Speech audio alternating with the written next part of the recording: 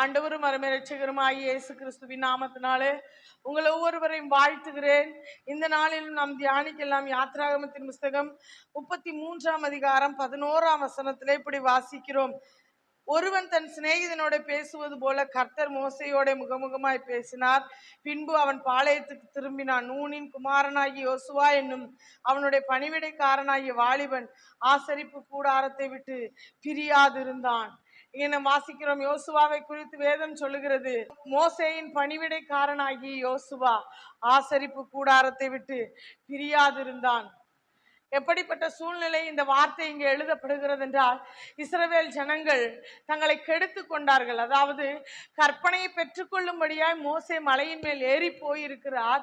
அப்பொழுது மோசே வர தாமதிக்கிறதை அறிந்த ஜனங்கள் ஆரோனிடத்துல போய் முறையிடுகிறார்கள். எங்களை அழைத்து கொண்டு வந்த மோசேக்கு என்ன ஆயிற்றோ எங்களுக்கு தெரியவில்லை, எங்களை யார் கானான் தேசத்துக்கு வழி நடத்துவார்கள்னு சொன்ன உடனே இந்த ஆரோன் முட்டாள்தனமான ஒரு காரியத்தை செய்கிறார். ஜனங்கள் போட்டிருந்த காதணிகள் எல்லாம் கலற்றி கொண்டு வர சொல்லி அதை நெருப்பில போட்டு அதை உருப்பிடித்து ஒரு கன்று குட்டியாக வார்ப்பிக்கிறான். ஜனங்களுக்கு நடுவிலே அதை நிறுத்தி, எகிப்திலிருந்து உங்களை அழைத்து கொண்டு வந்த தெய்வம் இதுதான் சொன்ன உடனே ஜனங்கள் எல்லாம் அங்க ஆடி பாடி கொண்டாடி அங்க பாவத்துக்கு உட்படுகிறதை நாம் பார்க்கிறோம். கர்த்தர் சொன்னாரு, நீ அழைத்து கொண்டு வந்ததான ஜனங்கள் தங்களை கெடுத்து கொண்டார்கள், நீ கீழே இறங்கி போன்னு சொன்ன உடனே மோசே கர்த்தர் எழுதி கொடுத்த 2 கற்பலகைகளையும் கையிலே வைத்து கொண்டு கீழே இறங்கி வருகிறார். யோசுவா மலையின் அடிவாரத்தில் இருக்கிறார். தேவ சத்தம் கேட்கிறதான மோசே கீழே இறங்கி வரும்போது யோசுவா சொல்லுகிறான். யாத்ராகமம் 32ஆம் அதிகாரம் 17ஆம் வசனம், ஜனங்கள் ஆரவாரம் பண்ணுகிறது யோசுவா கேட்டு மோசையை நோக்கி, பாளையத்தில் யுத்தத்தின் இரைச்சல் உண்டாயிருக்கிறது என்றான். அதற்கு மோசே சொல்றாரு, ஜெபத்தொனியாகிய சத்தமும் அல்ல, ஜெயத்தொனியாகிய சத்தமும் அல்ல, பாடலின் சத்தம் எனக்கு கேட்கிறது என்றான். பாளையத்துக்கு சமீபித்து வருகையிலே ஜனங்கள் கண்டு குண்டிக்கு முன்பதாக ஆடி பாடி கொண்டாடி கொண்டிருக்கிறதை பார்த்ததான மோசே கற்பலகைகளை கையிலிருந்து உடைத்து போடுகிறான். உடைத்து போடுகிற வேளையிலே தான் ஆண்டவர் சொல்றாரு, அந்த கன்று குட்டியை எரிச்சு அக்கினியினால சுட்டெரிச்சு அதை தண்ணீரின் மேல தூவி அதை ஜனங்களுக்கு குடிக்கும்படி செய் அப்படின்னு சொல்றாரு.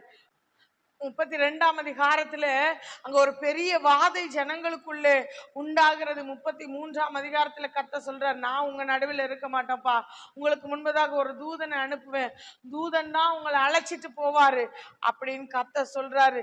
இந்த வார்த்தைகள் எல்லாம் கேட்டபோது ஜனங்கள் ஆபரணங்களை போட்டுக்கொள்ளாமல் அழுது கொண்டு இருந்தார்கள் அப்படின்னு சொல்லிட்டு நம்ம அங்க வாசிக்கிறோம். ஆனா 7ஆம் வசனத்துல நீங்க பாத்தீங்கன்னா, மோசே கூடாரத்தை பெயர்த்து அதை பாளையத்துக்கு புறம்பே தூரத்திலே போட்டு அதற்கு ஆசரிப்பு கூடாரம் என்று பெயரிட்டான். கர்த்தர் கற்பித்த மாதிரியின்படியே செய்யப்பட்டதன் ஆசரிப்பு கூடாரம் இஸ்ரவேல் ஜனங்களின் பாளையத்துக்கு நடுவிலே போடப்பட்ட கூடாரம் இன்று பாளையத்துக்கு புறம்பே போக காரணம் என்ன? விக்கிரக வணக்கம், விக்கிரக ஆராதனை, தேவ பிரசன்னத்தை ஜனங்களை விட்டு தேவ சமூகம் தேவ ஜனங்களை விட்டு விலக்கிட்டு தேவனை தேடக்கூடாதபடிக்கு நெருங்க கூடாதபடிக்கு ஒரு பெரிய பிளவை அங்கே உண்டாக்கிட்டு, இப்படிப்பட்ட சூழ்நிலையிலே தான் மேகத்தின் நடுவிலே இருந்து மோசையோட ஒரு சிநேகிதன் பேசுவது போல கர்த்தர் பேசுறாரு. பேசி முடிச்ச உடனே கர்த்தர் போயிட்டாரு. மோசையும் பாளையத்துக்கு திரும்பிட்டாரு. ஆனால் மோசையின் பணிவிடைக்காரனாகி யோசுவாவோ ஆசரிப்பு கூடாரத்தை விட்டு பிரியாதிருந்தான். பிரியமானவர்களே, ஒண்ணு காரணம் என்ன? பாளையத்துக்கு புறம்பே போடப்பட்டதான அந்த ஆசரிப்பு கூடாரத்தை குறித்ததான ஒரு வாஞ்சையும் கவனமும். இன்று ஒன்று ஆலயத்திலே பணிவிடை செய்வதை மேன்மையாக கொண்டிருந்ததான யோசுவா, சங்கீதக்காரனாகிய தாவீதை குறித்து நாம் வேதத்துல வாசிக்கிறோம், 1000 நாளை பார்க்கிலும் உம்முடைய கூடாரங்களில் தங்குகிற ஒரு நாள் நல்லது, ஆகாமிய கூடாரங்களில் வாசமாயிருப்பதை பார்க்கிலும் என் தேவனுடைய ஆலய பிரகாரத்தின் வாசற்படியில தங்கி இருப்பதையே நான் நாடுவேன்னு சொல்றாரு. ஒன்றை நான் கேட்டேன், அதையே நாடுவேன். என்ன அப்படின்னா, என் தேவனுடைய ஆலயத்தில் ஆராய்ச்சி செய்யும்படியாக நான் அதையே நாடுவேன் என்று சொல்லுகிறார். அருமையான தேவ பிள்ளைகளை, இன்னைக்கு நம்முடைய நாட்டம் எப்படி இருக்கிறது? இன்னைக்கு நம்முடைய விருப்பம் எப்படி இருக்கிறது? சங்கீதக்காரனாகி தாவீது 16வது சங்கீதம் 11வது வசனத்தில் எப்படி சொல்லுகிறார்? ஜீவ மார்க்கத்தை எனக்கு தெரியப்படுத்தினீர், உம்முடைய சமூகத்துல பரிபூரண ஆனந்தமும் நித்திய பேரின்பமும் உண்டு.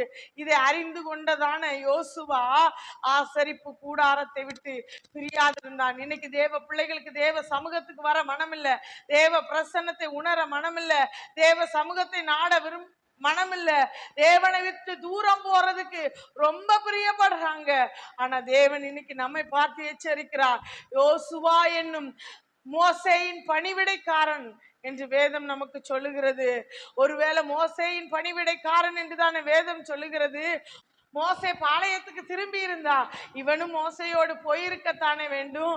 ஆனா அவன் ஆசரிப்பு கூடாரத்தை விட்டு பிரியாதிருந்தான். அருமையான வாலிப சகோதரனே, சகோதரியே, இன்றைக்கு உங்க நிலைமை எப்படிப்பட்டதா இருக்கிறது? உங்க நாட்டம், உங்க விருப்பம், உங்க வாஞ்சை எல்லாம் எதன் மேல இருக்கிறது? இன்னைக்கு வாலிப பிள்ளைகள் உள்ளங்கையில் இருக்கிற மொபைல் போனுக்கு நாட்டம் உள்ளவர்களாய், விருப்பம் உள்ளவர்களாய் மாறி போனார்கள். ஆனால் யோசுவா என்னும் வாலிபன் ஆசரிப்பு கூடாரத்தை விட்டு பிரியாதிருந்தான். சாமுவேலை குறித்து நாம் வேதத்திலே வாசிக்கிறோம். அவன் சின்ன பிள்ளையாண்டான், அவன் தேவ சத்தத்தை அறியாதவன், யார் கூப்பிடுறான்னு கூட தெரியாம இருந்தவன்.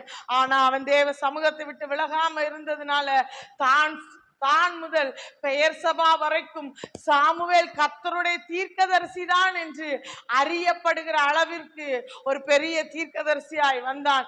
நீங்க யோசுவாவை குறித்து பாப்பீங்கன்னு சொன்னா, அவன் மோசேயின் ஊழியக்காரன் என்று, பணிவிடைக்காரன் என்று சொல்லப்பட்டதான யோசுவா முதல்ல அவன் நூனின் குமாரன் என்று அறியப்பட்டான். இரண்டாவது மோசேயின் பணிவிடைக்காரன் என்று அறியப்பட்டான். பின்பதாக நீங்க எங்கேயும் பார்த்தாலும் மோசேயின் ஊழியக்காரன் என்கிற வார்த்தையை பார்க்க முடியாது. ஏன்னா தலைவனாய் அபிஷேகிக்கப்பட்டவனாய் இஸ்ரவேல் ஜனங்களை கானானுக்கு நேராக நடத்துகிறது மாத்திரமல்ல, தேசத்தை பங்கிட்டு கொடுக்கிற ஒரு பெரிய பாக்கியத்தை அவன் பெற்றுக்கொண்டான். பிரியமானவர்களே, அது மாத்திரமல்ல, 31 ராஜாக்களையும் சங்கரிக்கிற பலசாலியாய் அவன் மாற்றப்பட்டான். அருமையான தேவ பிள்ளைகளே, வாலிபனே, வாலிப சகோதரியே, தேவ சமூகத்தை நாடுங்கள், அவர் பிரசன்னத்தை தேடுங்கள், அவரை விட்டு பிரியாதிருங்கள், அவருடைய வார்த்தையை விட்டு விலகாதிருங்கள்.